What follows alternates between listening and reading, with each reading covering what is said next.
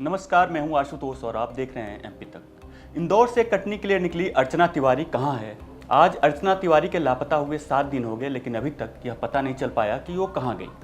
MP police, SDRF और RPF की टीमें लगातार अर्चना की तलाश में जुटी हुई हैं। नर्मदा नदी में सर्च अभियान चलाया गया, मिड घाट के जंगलों में तलाशी की गई, लेकिन अभी तक अर्चना का कोई पता नहीं चल पाया। फिलहाल जीआरपी भोपाल के रानी कमलापति रेलवे स्टेशन से लेकर कटनी तक अब हर एक सुराग की तलाश कर रही है। जीआरपी की 3 टीमें इस बड़े सर्च ऑपरेशन में लगाई गई हैं।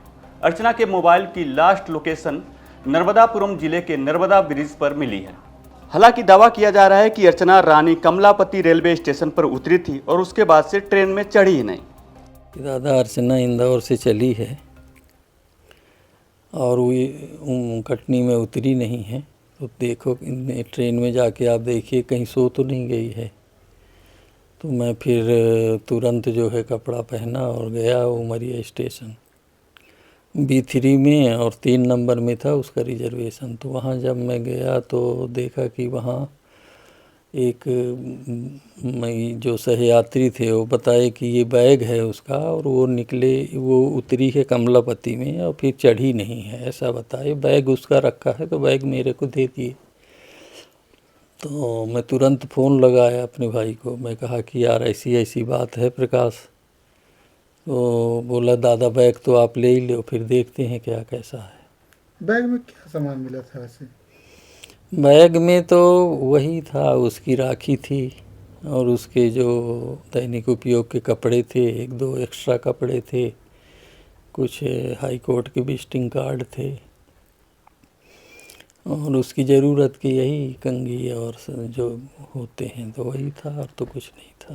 तो उसका बैग उसका वही वो जो ऊपर वाला बर्थ था 3 नंबर में, वहीं पे रखा था उसका बैग। तो आप लोग को क्या क्यास लग रहा है, मतलब क्या हो सकता है? अब हम क्या बताएं कि क्या हो सकता है। तमाम इतने बड़े चैनल लगे हैं, कुछ उसका सुराग ही नहीं मिल रहा है कि ये कैसे संभव है कि वो वहाँ के कुछ ट्रेन के यात्री, पता चल रहा है कि कह रहे थे कि वो बाथरूम के लिए गई है और फिर लौटी नहीं है। कुछ कह रहे हैं कि स्टेशन में उतरी है तो चढ़ी नहीं है। तरह तरह की बातें बता रहे हैं, और ये स्थिति ऐसी है कि कोई समझ में नहीं आ रहा है। मतलब जो घटना सामने आ रही लगभग वो रानी कमलापति के इर्द गिर्द ही जो सहयात्री वो बता रहे हैं। हाँ, रानी कमलापति का ही वो लोकेशन बता रहे हैं, उसके आगे पीछे का नहीं बता रहे। संदेह के आधार पर होमगार्ड जवान और एसडीआरएफ की टीम नर्मदा नदी में सर्चिंग की, लेकिन टीम को कोई सफलता नहीं मिली। दरअसल पूरा मामला शुरू होता है रक्षाबंधन से 2 दिन पहले, यानी 7 अगस्त को, जब इंदौर के एक हॉस्टल में रहकर सिविल जज की तैयारी कर रही अर्चना तिवारी नर्मदा एक्सप्रेस ट्रेन में सवार होकर अपने घर कटनी के लिए रवाना होती है। लेकिन बीच रास्ते में ही वो रहस्यमय तरीके से गायब हो जाती है। लड़की का इंदौर बिलासपुर नर्मदा एक्सप्रेस के एसी कोच B3 के बर्थ नंबर 3 पर रिजर्वेशन था। 7 तारीख को अर्चना तिवारी अपने हॉस्टल से निकलकर इंदौर स्टेशन पहुंची और नर्मदा एक्सप्रेस में सवार हुई थी। हॉस्टल से निकलने की पूरी तस्वीर सीसीटीवी में भी कैद हुई है। कटनी के मंगल नगर की रहने वाली अर्चना तिवारी के परिजन 8 तारीख की सुबह उसे कटनी साउथ स्टेशन लेने पहुंचे तो अर्चना अपनी सीट पर नहीं मिली। अर्चना का मोबाइल भी स्विच ऑफ मिला। जब कटनी साउथ स्टेशन पर लड़की नहीं मिली तो परिजनों ने उमरिया में उसके मामा को सूचना दी। उमरिया स्टेशन पर उसके मामा ने B3 कोच में पहुंचकर तलाशी की, लेकिन अर्चना वहां नहीं मिली। अलबत्ता उसकी सीट पर उसका बैग जरूर मिला, जिसे उतारा गया। बताया जा रहा है कि बैग में राखी, रुमाल और बच्चों के लिए गिफ्ट भी रखे थे। जानकारी के मुताबिक रानी कमलापति स्टेशन तक अर्चना नजर आई। उसके बाद उसका कोई सुराग अभी तक नहीं मिला है। अर्चना को लापता हुए आज 7वां दिन है और अब कटनी के यूथ कांग्रेस के जिला अध्यक्ष दिव्यांशु ने अर्चना की सूचना देने वाले को 51,000 रुपए की नगद राशि देने का इनाम घोषित कर दिया है।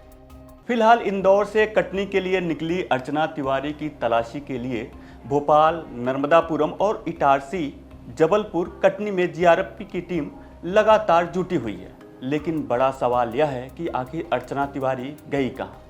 क्या उसके साथ कोई अनहोनी हुई या फिर वो खुद ही कहीं चली गई।